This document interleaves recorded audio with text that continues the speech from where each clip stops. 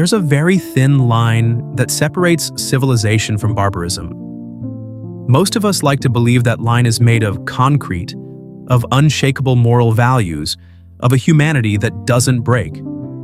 But the biological and brutal truth that your reptilian brain hides from you is that this line is made only of calories. They say any society is just 9 meals away from anarchy. If you remove breakfast, lunch, and dinner for 3 consecutive days, the person you see in the mirror disappears and gives way to something much older, much hungrier, and completely devoid of guilt. Today, I'm not going to ask you who you'd save on a lifeboat. Today, we're going much deeper into the abyss of human psychology. I'm going to place you in a scenario where saving someone's life is not an option, and the only way to keep breathing is to commit the oldest taboo in the history of our species. I need you to close your eyes for a second and imagine the cold. Not the cold from a strong air conditioner or a winter day without a coat. I'm talking about the cold that burns, the kind that makes your bones ache.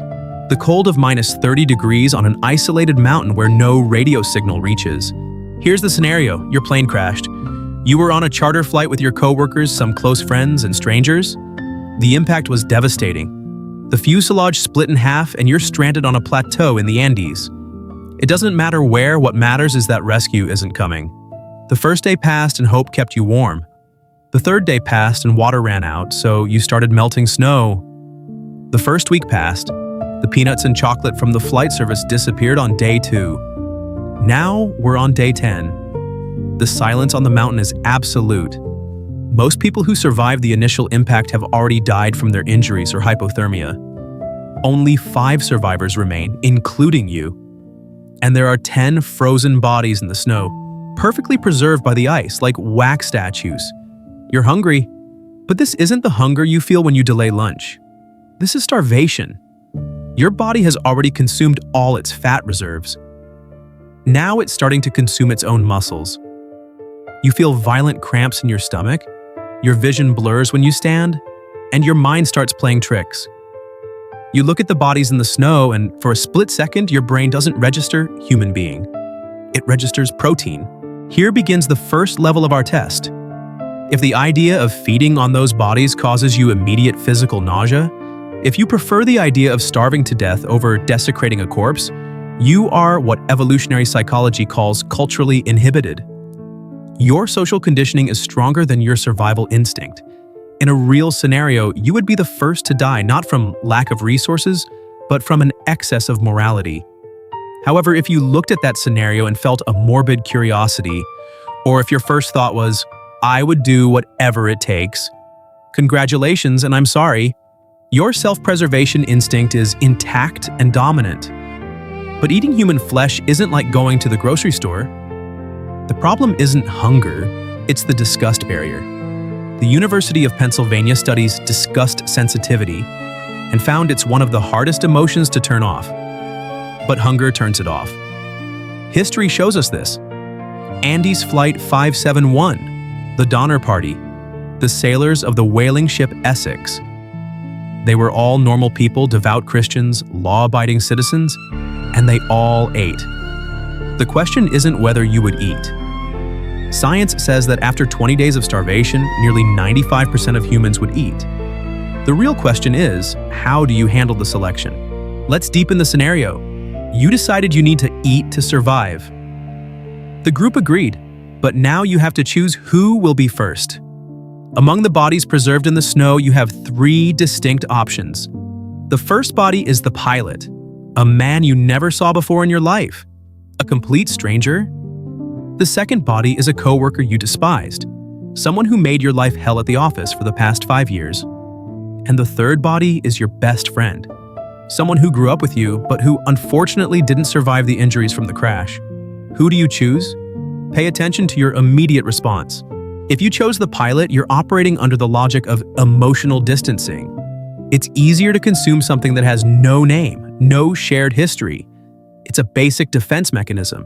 You dehumanize the object to be able to use it. If you chose the coworker you hated, be careful. This reveals a trait of posthumous revenge. Your brain is using survival to justify an old resentment, turning the act of eating into a final act of domination. But if you thought, even for a second, that it would make more sense to start with your friend, maybe because the body was more accessible or in better condition, you possess a level of radical pragmatism that borders on functional psychopathy. For you, the soul has already departed. What remains is just organic matter. But the hardest part isn't choosing. The hardest part is the act itself. Let's move to the third level, and this is where most people break mentally. Someone needs to go to the snow. Someone needs to have a blade in hand. Someone needs to cut. In survival groups, a figure usually emerges who takes on this role, the reluctant butcher. The question is, would you be capable of holding the knife? Imagine the scene. You need to cut the flesh from the leg of a human being. It's not a prepared steak. It's skin, it's muscle, it's bone. The blood is frozen. The smell isn't of food, it's of death. If you see yourself unable to make the cut but willing to eat the meat after someone else did it, you fall into the category of passive beneficiaries. It's the most common position in modern society. We pay for others to do the dirty work.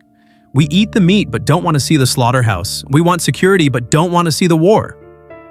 However, if you feel you could make the cut, that you could dissociate the task from reality, focusing on the geometry of the incision, the anatomy, the technique, just to ensure the group eats. You have the mind of a surgeon or a war leader. You're capable of temporarily suspending empathy to execute a necessary task. Now, time has passed. We're on day 40. The flesh of the dead has run out. Rescue still hasn't come. You 5 survivors are hungry again, but now you're weaker than ever. Hope has turned to despair. You look at each other and know that if you continue like this, everyone will die in 2 or 3 days. But if there's one less person consuming oxygen and one more food source, the other 4 could last 2 more weeks. Enough perhaps for the thaw to begin. Here we enter the darkest territory of the human mind, the sacrificial utilitarian calculus. The question is no longer about eating the dead. It's about creating the dead. No one wants to say it out loud, but everyone is thinking it. There's a sick person in the group, someone who is unconscious and probably won't survive the night. There's you, who is strong.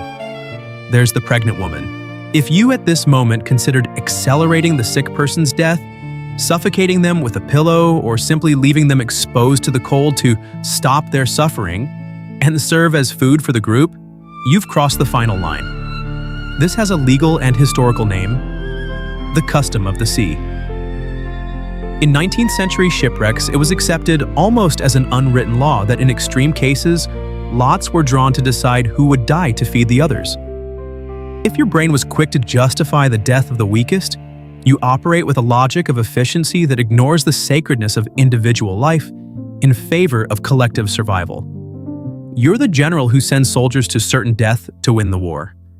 It's a cold, terrible logic, and many times the only one that works.